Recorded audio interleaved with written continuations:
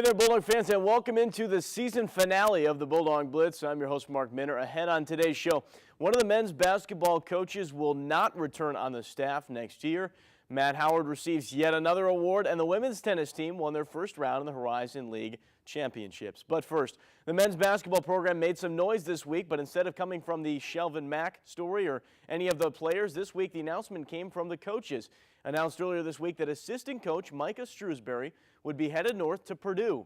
Micah took a job under head coach Matt Painter up in Purdue, who was just given that new contract by the Boilermakers. Let's take a look at some of the stats from Coach Shrewsberry's time at Butler. Coach Shrewsberry getting that new promotion to Purdue University. Butler, he helped the Bulldogs to back-to-back national championships. His record as an assistant at Butler was 87-21. This was in his third season. He started as the coordinator of basketball operations, just as Coach Stevens did, and then worked his way up to assistant. And then you look at some of Micah's accomplishments: 3 Horizon League championships, 2 Horizon League titles, 3 consecutive trips to the NCAA tournament, and back-to-back runner-up finishes in the national championship. Micah also a leading voice on the recruiting scene for the Butler Bulldogs. You see Cameron Woods, who's a recruit for next season to play on Butler's team, was a little upset about that one. Some of the players were taken aback a little bit, building a strong relationship with Coach Shrewsberry. If you could pick one player on this past season's men's basketball team to represent Butler University, you would be hard-pressed to find somebody who would pick against Matt Howard. Howard's been a leader for the team both on and off the court, and even though he's nearing graduation, Howard's still being recognized for his accomplishments. The man who put Connorsville on the map during March Madness was named the Horizon League Scholar Athlete of the Month. Howard has led the Bulldogs to back-to-back national championships and received plenty of national exposure during his last 2 seasons. Let's take a look at some of that information for number 54, the Horizon League Male Scholar Athlete of the Month here in March, the 3rd time he has received that title. And Matt, just an incredibly impressive person, leading the Bulldogs to a 6-0 record in March. That includes Horizon League championships. He was the NCAA Southeast Regional on the team for the NCAA Southeast Regional down in New Orleans. He's the first player in league history to earn all-tournament recognition in 4 consecutive seasons, and the MVP in 2011 for Horizon League men's basketball. Butler Athletic Department has been utilizing the success of the men's basketball team to increase awareness both locally and nationally. Butler Sports Marketing Department received 3 awards this week to recognize their efforts in promoting Butler.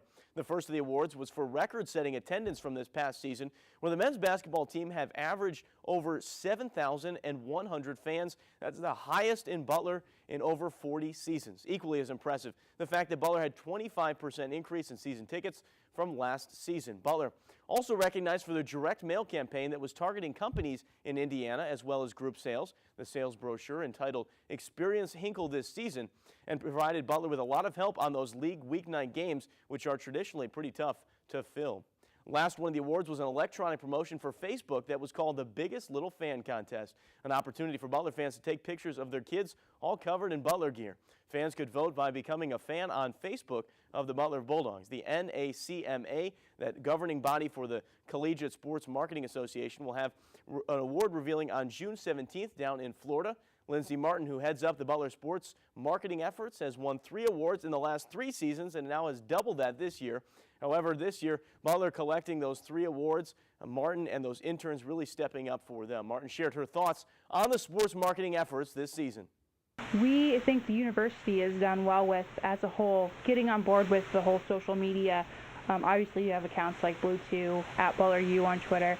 We're really trying to find ways to connect with our fans as opposed to just talk at them. Time now for some news and notes around the Butler Athletic Department. Not just the men's basketball team that's getting noticed for their accomplishments. 8 different student athletes have been recognized for their efforts this school year. Let's take a look at some of those information about those 8 players who have been named to the All-League academic team for the winter. So those 8 student athletes for Butler. You're looking at Matt Howard, Zach Hahn, Ron Norrid from the men's basketball team. Howard, just another award in that long list, but Hahn, a senior as well. Norrid, the junior guard for the Bulldogs who fought injuries all season.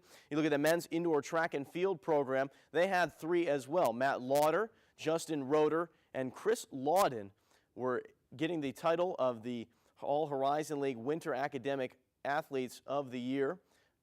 And then you look at the women's indoor track and field team, and there's just two, Katie Clarl and Caitlin Love, with that track and field team doing impressive stuff both in the winter and now once they get to the outdoor season. Women's tennis team will continue their Horizon League championship run after winning their first match on Thursday afternoon. Championships are essentially a home match for Butler because the tournament being held at North Central High School just a few minutes north of campus. Butler swept Milwaukee 4-0 on Thursday, now taking on the Cleveland State Vikings Friday afternoon. Cleveland State, the 2 seed, and the Bulldogs are the 3 seed in this Horizon League tournament.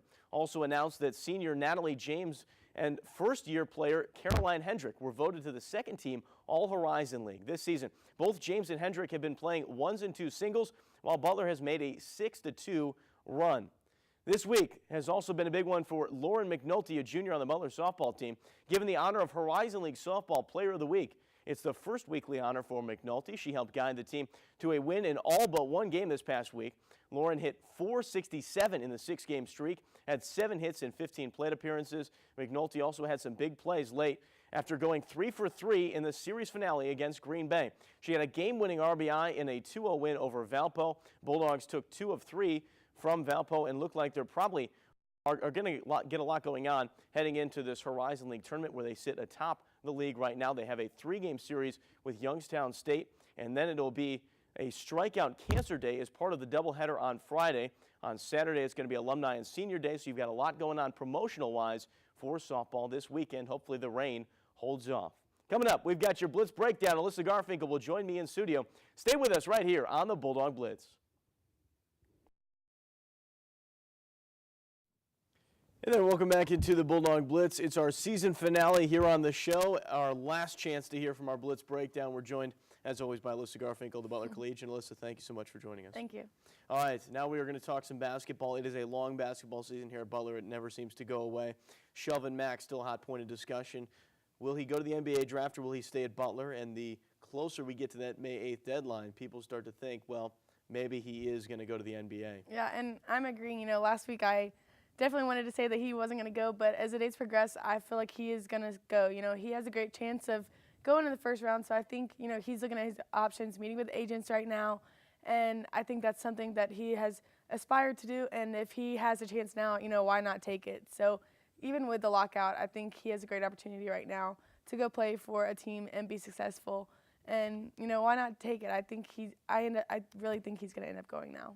And it's got to be so tough because at this point now where everybody sort of knows that you're looming to go to the NBA, everybody's got an opinion on where you should go. And I'm sure a lot of people that are closely related say you should head out to that NBA. Right. And, you know, I mean, everyone wants to see him be successful. People want him to stay at Butler because he is such, you know, an impact player. But at the same time, he's got to look at his future. You know, what is the future going to hold for him? Should he stay, get his degree, you know, and then go and play? Is he going to have the same opportunity next year as he would this year? So he's, you know, I mean, he's got a big decision right now, and that deadline is creeping up on him. So I guess we'll just have to wait and see as it progresses. And now we switch from the players, the new Purdue assistant coach, who was actually a former Butler coach now, Micah Shrewsberry. So he was an assistant coach at Butler for several seasons. He helped the Bulldogs to 2 national championships and has been a big influence for recruiting for Butler. And now he makes the late change that he's going to go join Matt Painter at Purdue. What do you make of that move? And I guess, are you surprised by that one? You know, I was kind of shocked. I questioned, you know, why would he go? But after looking at it, it's a great opportunity for him. You know, he stays here, and you know, their staff isn't going anywhere anytime soon. You know, so this is a great opportunity for him. He can move up at Purdue, you know, a big school like that, and eventually, I know he's aspiring to be a head coach somewhere. So, you know, that's his next step to being there. Yes, it's sad for Butler. It's a sad loss for them, but it's, you know, one step forward for him in his career. And one thing that I kind of touched upon there was he's so big with recruiting for Butler. Who fills that role now? I mean, you've got Darnell Archie, who was the coordinator of basketball operations. It would look as an easy fit that he slides up to that role, but you lose a big presence on the recruiting scene. You do, and I think Darnell Archie would do a great job at that. I think, you know, right now they're looking for him to move up, and maybe Brandon Crone, who used to play at Butler, you know, there's been talk of him taking that spot as director of operations. So I think either way they're going to have a great staff. You know, Brad Stevens is very smart with his selection, and I think that they're still going to be successful whether Darnell Archie steps up to the plate as a top recruiter for them or not. So. Okay, now changing pace once more, we go back to the players, and it's Matt Howard. And the question that had some rumbling toward the end of the season was Matt Howard. He's the stereotypical Butler student, Butler student athlete. Number 54, should that thing be retired? And I'm sure if you asked Matt, he'd be the first person to tell you no, it shouldn't. Exactly. But is there ever a day where you could see a Butler number being retired? If there ever is, I think it would definitely be him. I think he is so much the Butler way. You know, we see with his family and just him as a person, as a student, as an athlete, you know, he stands for everything that Butler acknowledges. So I think, you know, if they ever retire a jersey, it should be him. He definitely deserves it with all his accomplishments on and off the court. So will they do it? I don't know. Should they? Yes. And he's one of the most humble people that you'll ever meet, just a genuine person, and the stereotypical Butler student, what they're trying to put out there. Yeah, he stands for all, you know, Tony Hinkle's the Butler way. That's Matt Howard right there. You know, he knows it forwards and backwards, and he's going to stand by it till, you know, the day he dies. Okay, now moving on to the spring sports. We get there, and it's been a tough season for a couple of sports, but some other ones, softball, women's tennis, have had some good seasons so far. And as we get to this point in the season, now we start to enter Horizon League Championship play near the end of the regular season. What spring sports team has stood out to you as the best so far? I have to give it to softball. I think, you know, with the new coach and old players, experienced players, they've done a great job combining both of those elements and changing their, you know, their ways a little bit to be successful. They're right now standing at #1 with Valparaiso not far behind them, but they're still standing at #1. They beat Valpo in their series, so I think they have a great chance of making it and being able to host the Horizon League tournament. I think they've just come so far. They have great players. They've been able to change their lineup. You know, Jenny Esparza coming off being a great spark for them always. So I think right now they are standing out the most. And it's one thing when you've got a team that's been dominant before, but if you're a team that is finding new success, trying to make it through the season, it's got to be tough sometimes. But okay, we move on now to the toss-up portion, Alyssa, and what is it this week for you? Tennis. You know, men just ended their season, but they, you know, they had one player that he was undefeated throughout the Horizon League. I'm very interested in women's tennis. They have still in the Horizon League championship right now, so I'm very interested in to see how they're going to do to finish out the rest of their season. Yeah, Brandon Bayless for the men's tennis team, very impressive. And it was a tough year for the men's tennis program, and they've struggled over the last couple of seasons. They just haven't been the caliber of team they have. But the women's team sweeping on the 3 seed now in the Horizon League tournament, going up against #2 Cleveland State. It'll be interesting to see what they can do. Obviously, a little bit of a home court advantage just being played up the road at North Central. But it'll be fun to see. And you know, I think that obviously tennis not as a high caliber sport, but it kind of slides under the radar. It does, and you know they work just as hard as anyone, and they don't get enough recognition for it. So I'm very interested to see how, you know, the women are going to finish and what the men are going to do in preparation for next season. All right. Well, Alyssa, this has been a great season on the Bulldog Blitz. We appreciate you joining us every week. Thank you. All right, Alyssa Garfinkel, the Butler Collegian. That'll do it. But coming up next, we've got your schedule ahead this week on campus for Butler Sports.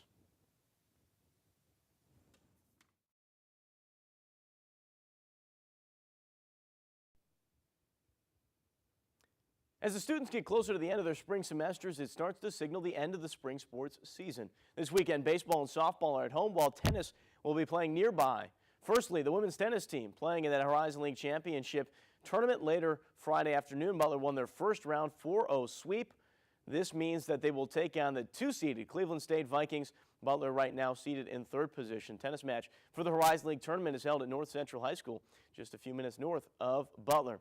On Butler's campus, though, this weekend, the baseball team has canceled its game on Friday, instead switching to a doubleheader at 1 p.m. on Saturday.